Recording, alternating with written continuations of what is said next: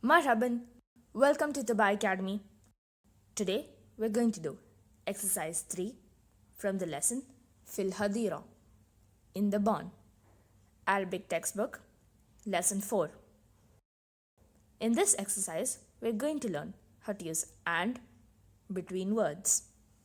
Are you ready? Let's start.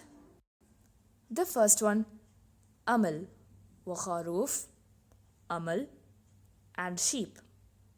Here, wa means and. Let's repeat. Amal wa kharoof, amal and sheep. The next one, badr wa usfur, badr and bird. Let's repeat. Badr wa usfur, badr and bird.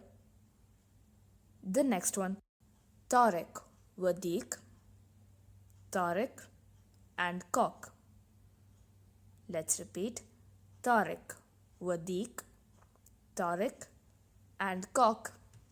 The next one, Reem wa waza, Reem and goose. Let's repeat. Reem wa waza, Reem and goose. The next one, Noorah wa arnab, Noorah and rabbit.